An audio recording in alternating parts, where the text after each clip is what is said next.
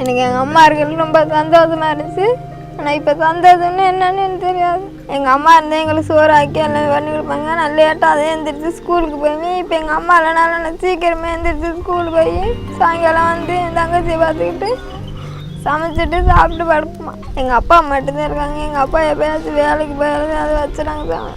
Notes ஏதாச்சும் வாங்கிக்கணும்.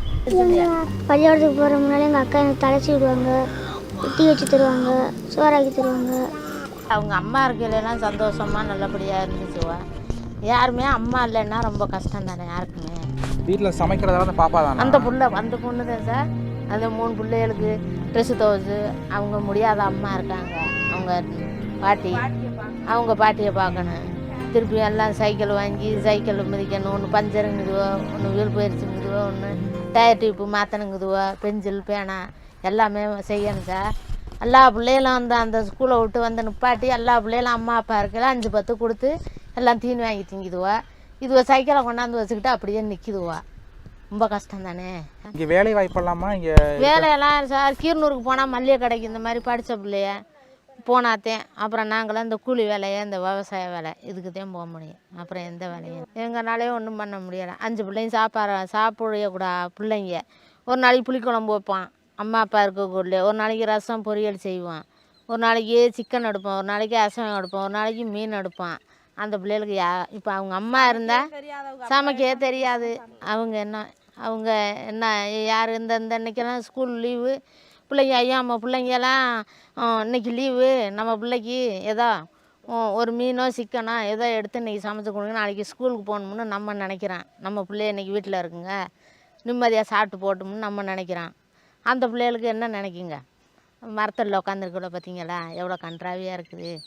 ரொம்ப கஷ்டமாக இருக்குது. நம்மளுக்கு பார்க்கும்போதே இப்படி இருக்குது. என்ன சாப்பிட்டீங்க? சோறும் குழம்பும். உங்கள் பேரெல்லாம் சொல்லுங்கள். உங்கள் பேர் என்ன? உங்கள் பேர்? மெய்யாத்தாள். உங்கள் பேர் பாப்பா? வான்மதி. என்னென்ன படிக்கிறீங்க எல்லாம்? நீங்கள்? 9வது. நீங்கள் பாப்பா? 7th. இதுக்கு முன்னாடி நீங்கள் தான் சமைச்சிட்டு இருந்தீங்க இல்லையா?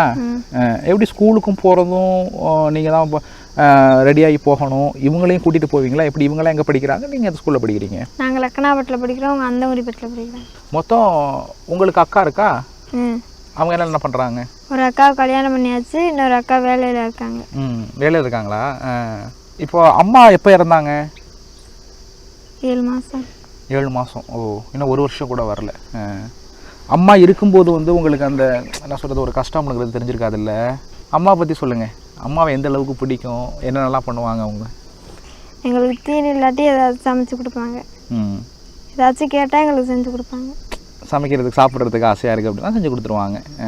அம்மா இருக்கிறதுக்கு முன்னாடி உங்களுக்கு எப்படி இருந்துச்சு? நீங்கள் நார்மலாக ஸ்கூல் போயிட்டு வந்திருப்பீங்க, உங்களுடைய வேலைகள் எப்படிங்கிறத அம்மா கொஞ்சம் செஞ்சுருப்பாங்க. அதுக்கப்புறம் நீங்கள் எல்லா வேலையும் எடுத்து போட்டு செய்கிறப்போ எப்படி இருந்துச்சு? யாராச்சும் உதவிகள் இது மாதிரி பண்ணுவாங்களா? சமைச்சிட்டு பாத்திரம் கழுவிட்டு வீடு கூட்டிகிட்டு பாப்பானா கிளம்பி கொண்டு ஸ்கூல் விட்டுட்டு நாங்கள் ஒரு ஸ்கூல் கிளம்பி போயிடுவோம். பாப்பாவை கொண்டு போய் நீங்கள் தான் ஸ்கூலில் விடணும். நீங்கள்? நாங்கள் சைக்கிளில் போயிடுவோம். சைக்கிள் இப்போ தான் வாங்கியிருக்கீங்களா இல்லை அதுக்கு முன்னாடியேவா? இப்போ தான் வாங்கி கொடுத்துருக்காங்க. இதுக்கு முன்னாடி? இதுக்கு முன்னாடி பஸ்ஸில் தான்மா. பஸ்ஸில் வரும்போது நடந்து வருவோம். நடந்தா? எத்தனை கிலோமீட்ரு? 5 kilometre 6 kilometre. எத்தனை மணிக்கு ஸ்கூல் முடியும்? எவ்வளோ தூரம் நடந்து வருது 5 கிலோமீட்ரு? 4:30க்கு ஸ்கூல் விட்றாங்க, 5 மணி ஆயிடுறாங்க. இப்போது சந்தோஷமாக இருக்கீங்களா எல்லாம்? இல்லை, எங்கள் அப்பா இருக்குது. எங்கள் அப்பா மட்டும்தான் எங்களுக்கு. எங்கள் அம்மா இல்லை, அப்பா மட்டும் இருந்தனால எங்களுக்கு அந்த சந்தோஷம் தெரியும்.